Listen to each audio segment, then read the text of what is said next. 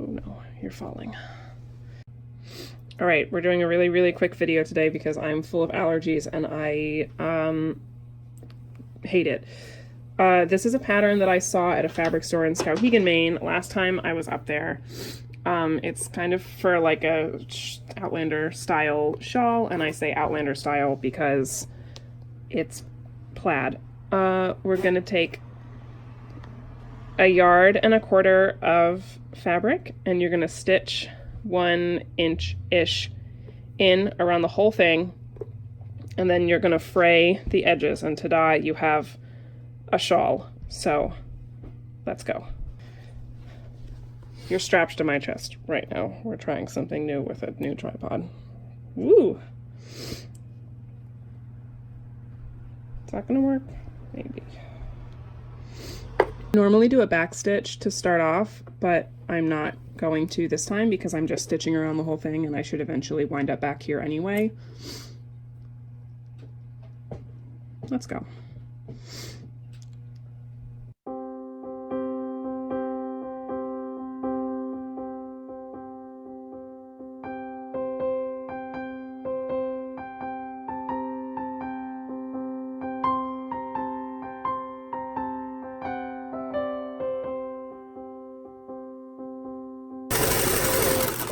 You'll see that I'm doing a really small stitch length so that there's no fear of it like coming out or threads escaping or anything like that. It's very tight.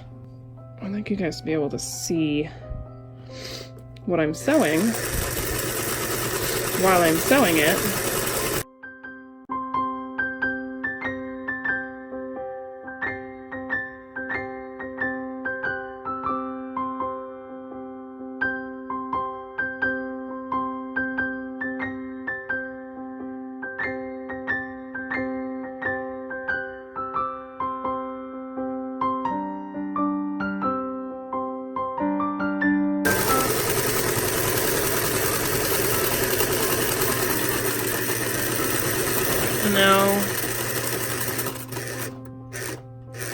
Alright, so I'm going to leave my needle in so I can turn in a straight line. And we're going to go down just along this orangey bit. This is the selvage, but I'm going to have to cut this off because it's not right and not what I want. Which is too bad. Normally I do like to keep the selvage, because it means I don't have to fell anything into place so it doesn't unravel.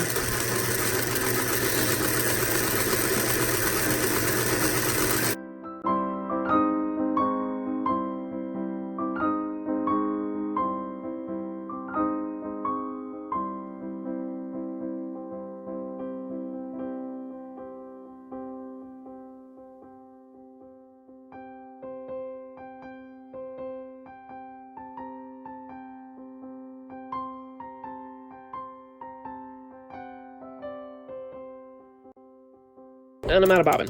Alright, so I've run out of bobbin, which means I have to run a new one. So let's snip that, and I will be back when I have run a new bobbin.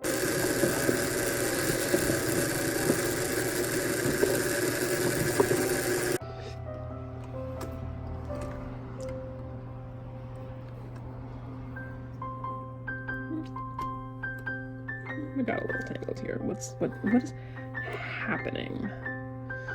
Who knows? There we go.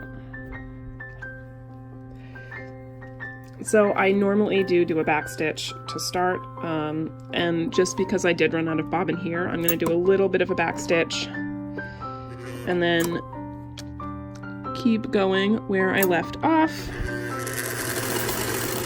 just because I want to lock those stitches in. I don't want anything coming undone or pulling out, because then my whole shawl unravels, and that would be bad, because it is at long last cool enough to start thinking about wearing shawls, which I love. So again, I'm going to leave my needle in so I can do a nice stitch, 2 more stitches by hand. That was 3, anyway. And now we're turning like this, and we're just gonna stitch right along this line. There's a little bit of stretch to this fabric. It's a nice cotton flannel. And it's nice to have a little give.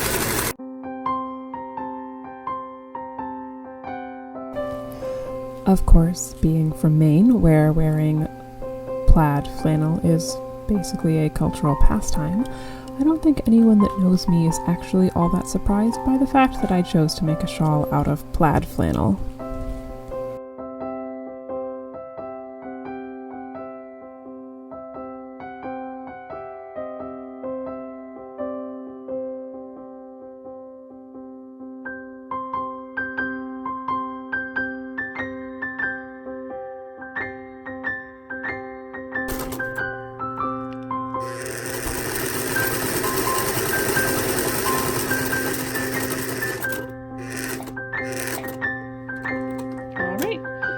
And our final little twist.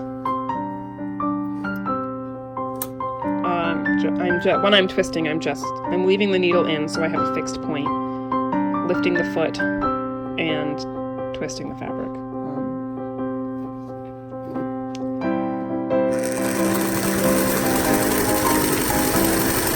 I'm picking a line to run along. The other good thing about doing this pattern with plaid is that it's a clearly delineated line for you to stitch across, which is good for me because I am terrible at doing nice, neat, straight seams. I have many strengths when it comes to sewing. Sewing in a straight line, however, is not one of them.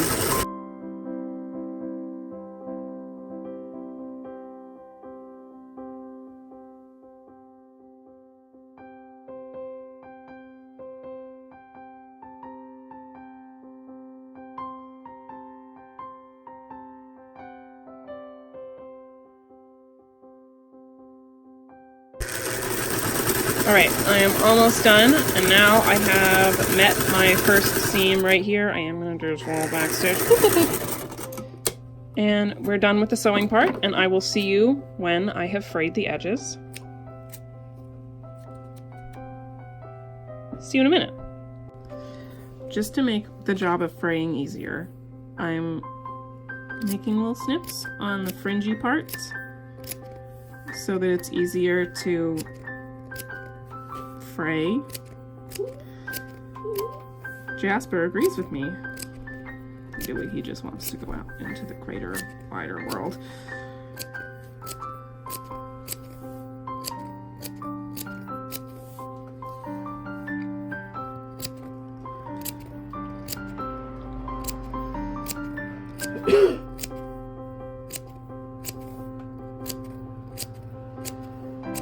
Be careful not to clip your stitching, because then you'll have to do it again. And then for the actual fraying, fun fact, I am using a dog brush.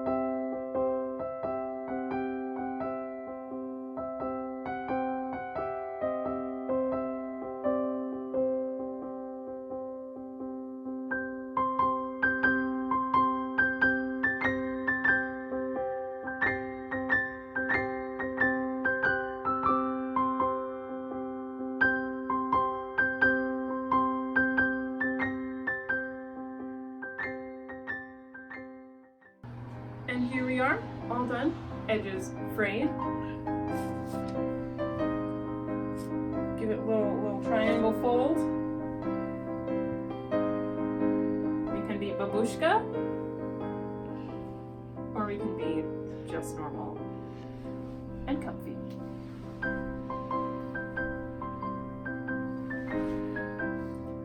Today was a pretty short video, but that is because, if you can't tell from looking at my face, I am full of allergies, and I didn't want to do anything too hard. So I will see you next time. Bye, friends.